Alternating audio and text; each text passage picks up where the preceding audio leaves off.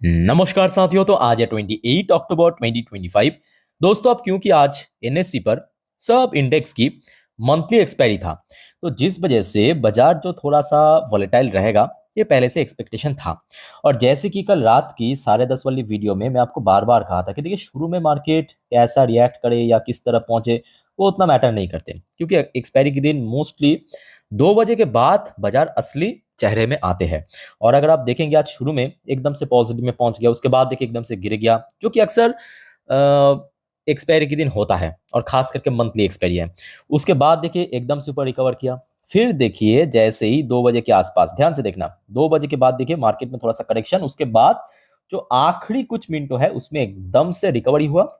और निफ्टी 50 जो शुरू में आप देखिए पहुंच गया था लगभग 25,810 पॉइंट तक, मतलब शुरू में गिर गया था, वहां से सीधा सीधा रिकवर करके आके क्लोजिंग दिया है 25,936 पॉइंट पे, बहुत ही मिनिमम करेक्शन के साथ, 0.11% ड्रॉप होके। और मैं कहूंगा आज का जो करेक्शन है ना, फ्राइडे की तरह याद कीजिए, एक हेल्थी करेक्शन हमें फिर से देखने को मिला। और ये हेल्थी करेक्शन मैं कहूंगा, देखिए मैं क्यों बार बार कह रहा हूं, बिकॉज आज एटलीस्ट कोई सपोर्ट लेवल ब्रेक नहीं किया। याद कीजिए कल रात की 10:30 की वीडियो में आपको मैं क्या कहा था, कि कौन सा सपोर्ट लेवल, बहुत सारे रेजिस्टेंस सपोर्ट के बारे में कहा था ना। सपोर्ट लेवल आपको मैं कहा था कि 25,800 और उसके बाद 25,700, ये दोनों होगा सपोर्ट की रेंज। और ऊपर की तरफ क्या कहा था कि 26,000 के ऊपर होल्ड करना चाहिए, ठीक है। तो खैर आज होल्ड तो नहीं हुआ, बट पहुंच जरूर गया था 26,041 पॉइंट पे, शुरू में पहुंच गया, तो उसके बाद तो लगभग लास्ट डे जहां पे क्लोजिंग था उसी लेवल पे क्लोजिंग दिया। बट दूसरी तरफ बैंक निफ्टी भी देखिए शुरू से ही काफी वॉलेटाइल था, बिकॉज आज बैंक निफ्टी का भी मंथली एक्सपायरी था। शुरू में देखिए एकदम से ऊपर पहुंचा, फिर नीचे करेक्शन हुआ, फिर ऊपर पहुंचा, फिर नीचे पहुंचा, और आखिरी कुछ मिनटों पे जैसे ही बैंक्स में तेजी हुआ, और खास करके मैं कहना चाहूंगा आज पीएसयू बैंक में बहुत बढ़िया मूवमेंट था। और बैंक निफ्टी यहाँ पे शुरू में लगभग 57,700 के रेंज में पहुंच गया था, नीचे सपोर्ट मिला, उसके बाद देखिए आके क्लोजिंग दिया 58,000 को अगेन क्रॉस करके 58,214 पॉइंट में, वो भी पॉजिटिव में। बट इसके साथ साथ ये भी एक फैक्ट है, देखिए आज हो सकता है कि निफ्टी में कोई बहुत बड़ा डीप करेक्शन देखने को नहीं मिला, बट मोस्टली इंडेक्स ना आज नेगेटिव ही था, ये भी फैक्ट है। और जिस वजह से मैं कहना चाहूंगा कि आज बहुत बड़ा चांस है कि आज आपके पोर्टफोलियो भी थोड़ा सा नेगेटिव में क्लोजिंग दिया। साथियों, क्या आपकी पोर्टफोलियो की स्टेटस है, प्लीज कमेंट करके बताइए कमेंट बॉक्स में।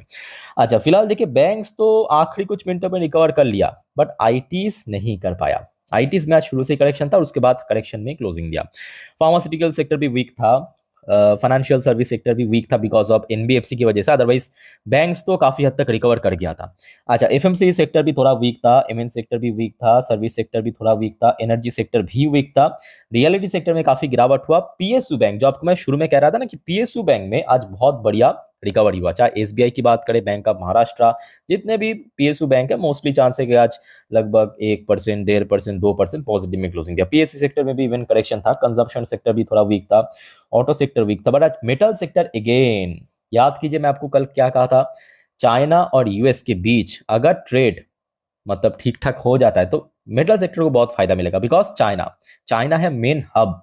जैसे कि यूएस इकोनॉमी में कुछ अच्छा होता है तो इम्पैक्ट यहाँ पे होता है नेक्स्ट डे, पता होगा आपको आईटीज में, क्योंकि मेन जो हब है वो क्या है, यूएस, मतलब वहां से सबसे ज्यादा रेवेन्यू जनरेट होता है। ठीक वैसे मेटल की जो मेन हब है कहाँ पे, चाइना पे, ठीक है। तो दैट्स वाई आज मेटल बहुत बढ़िया था, टाटा स्टील, जेएसडब्ल्यू वगैरह। मीडिया सेक्टर भी फ्लैट था, सीपीएस सेक्टर में थोड़ा करेक्शन हुआ। यानी ओवरऑल बात करें आज, देखिए एक्सपायरी के दिन थोड़ा तो एक्सपेक्टेशन था कि बाजार वॉलेटाइल रहेगा, बट उस हिसाब से कोई बहुत बड़ा डिप करेक्शन हमें मार्केट में देखने को नहीं मिला।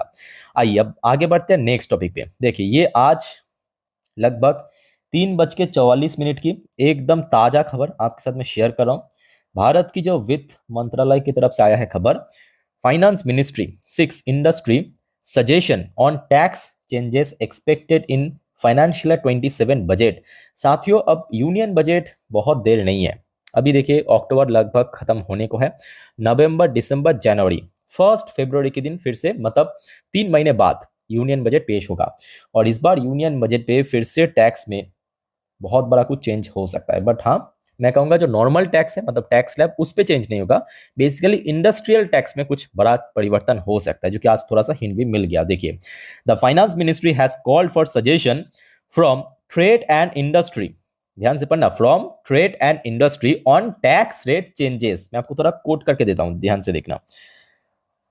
और मैं कहूंगा ये बहुत बड़ी एक मास्टर स्ट्रोक होने जा रहा है फाइनेंस मिनिस्ट्री द्वारा, जैसे कि जीएसटी रिफॉर्म, वो एक्चुअली टारगेट था आपके भारत की जो middle class, lower middle class इस श्रेणी की। अब ये जो टैक्स चेंजेस होगा ना, ये एक्चुअली टारगेट होगा कंपनीज के लिए, बड़े बड़े इंडस्ट्री के लिए।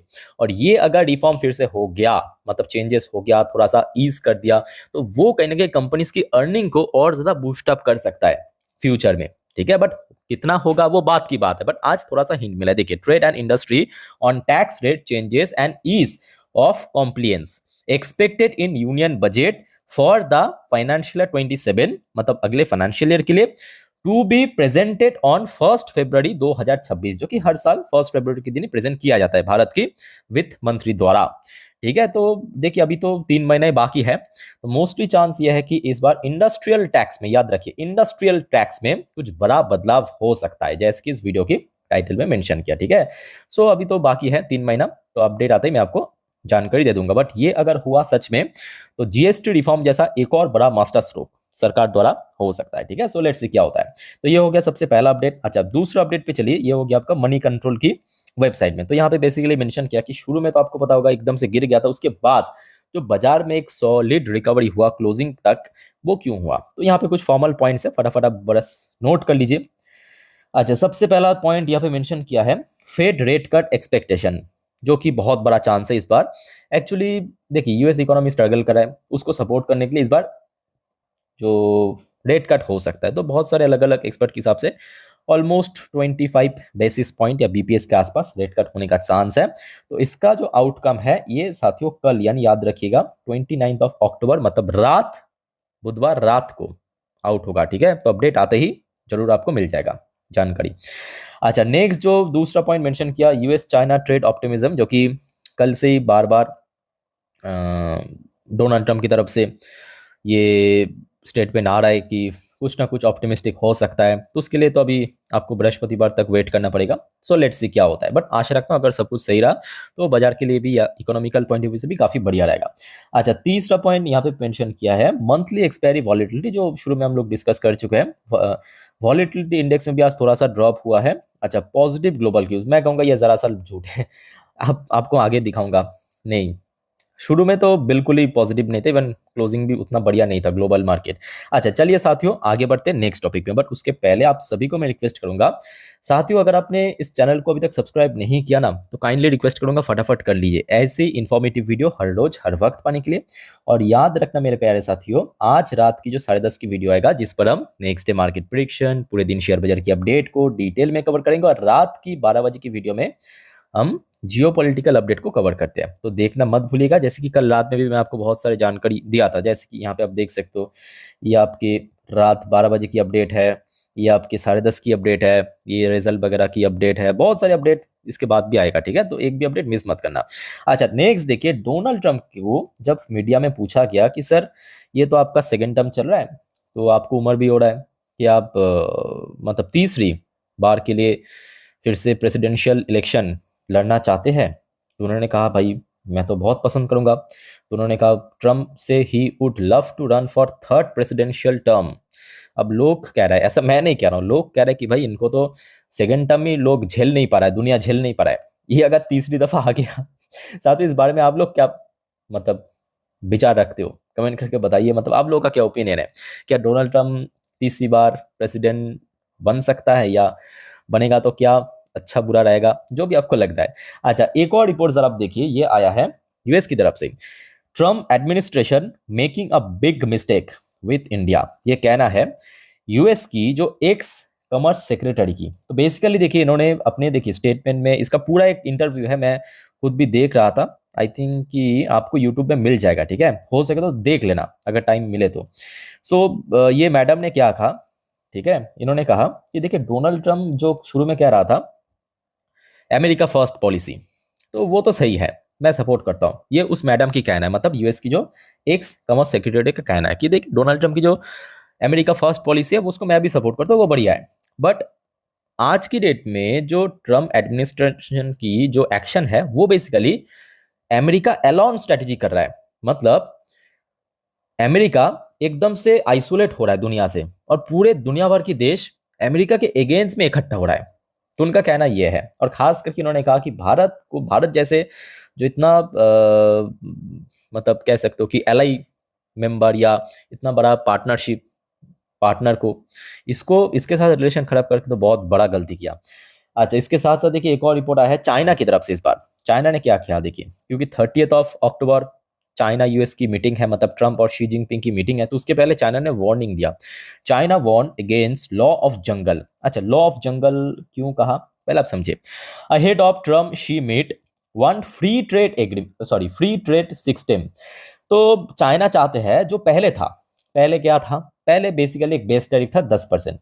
मतलब मान लीजिए कि कोई चाइनीज गुड अगर अमेरिका में पहुंचते हैं, ठीक है, तो उसके पास 10% के एक बेस टैरिफ लगता था, फिर वहां पे बेचता था। ये भारत के केस में भी होता था, ठीक है, हर एक देश के केस में ऐसा होता था। अभी तो डोनाल्ड ट्रम्प आके अलग अलग देश के लिए अलग अलग टैरिफ इम्पोज करते हैं, भारत को 50, चाइना को अभी 155, बाद में क्या होगा पता नहीं, ठीक है।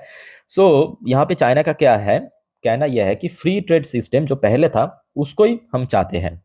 अदरवाइज यहाँ पे लॉ ऑफ जंगल मतलब क्या, लॉ ऑफ जंगल मतलब बेसिकली इन्होंने कहा कि मतलब एकदम खिचड़ी पट गया। खिचड़ी होता है ना, मतलब किसके ऊपर 50, किसके ऊपर 30, किसके ऊपर 100, ऐसे करके थोप दिया है, ठीक है। साथ ही इस बारे में आप लोगों का क्या विचार है कमेंट करके बताएगा। अच्छा चलिए आगे बढ़ते हैं।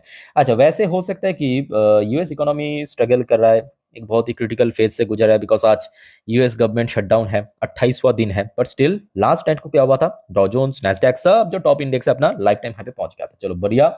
और आज सुबह से अगर आप देखेंगे, सुबह से थोड़ा बहुत ऊपर नीचे चल रहा था, मतलब नेगेटिव भी था, सडनली देखिए अभी थोड़ा ऊपर पहुंचा। डॉ जोन्स की फ्यूचर की मैं बात कर रहा हूँ, देखिए अभी पॉजिटिव में है। और दूसरी तरफ नैस्डैक की फ्यूचर भी सुबह से ही थोड़ा बहुत स्ट्रगल यहाँ पे जरूर कर रहा था, बट अभी थोड़ा बहुत पॉजिटिव में आ चुका है, ठीक है।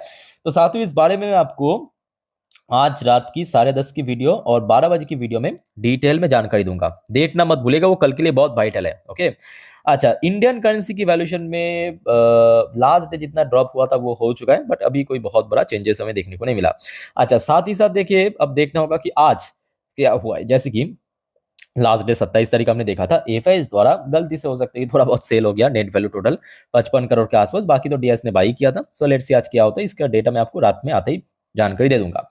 आज अब आगे बढ़ते हैं, चलिए आज एशियन पैसिफिक बाजार की क्या हाल था थोड़ा आपके साथ मैं शेयर करता हूं। जैसे कि ये देखिए, आज देखिए मैं कहूंगा भारत की मार्केट फिर भी सही था, भारत की मार्केट जो है ना फिर भी सही था, क्योंकि आज एशियन पैसिफिक बाजार उतना ही बढ़िया नहीं है। ये देखिए जापानीज मार्केट 1-1, 1.5% इंडेक्स जो हर एक इंडेक्स देखिए नीचे नीचे क्लोजिंग दिया।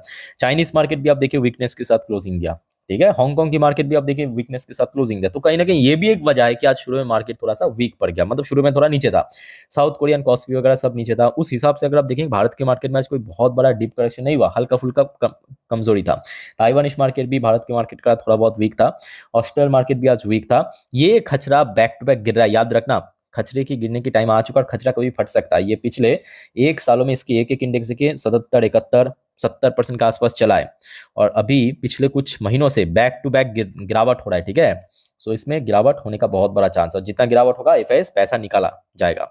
न्यूजीलैंड के मार्केट आज फ्लैट था, मलेशियन मार्केट वीक था, इंडोनेशियन मार्केट वीक था, सिंगापुर मार्केट फिर भी सही था, थाई मार्केट वीक था। यानी आज लगभग 90% कह सकते हो कि एशियन पैसिफिक बाजार वीकनेस के साथ क्लोजिंग दिया। तो उस हिसाब से अगर हम बात करें इंडियन मार्केट में कोई डिप करेक्शन या कोई बहुत बड़ा गहरा गिरावट नहीं हुआ, ठीक है। तो साथियों देखिए अभी तक की जितने भी अपडेट था आपके साथ मैं शेयर किया। अच्छा याद रखना नेक्स्ट कुछ वीडियो में और भी कुछ इंपॉर्टेंट टॉपिक को लेके आगे चर्चाएं करेंगे। सो एक भी अपडेट मिस मत करना, चैनल को सब्सक्राइब करके जरूर रखिए। बाकी मिलते हैं नेक्स्ट वीडियो में, टेक केयर, बाय बाय, जय हिंद।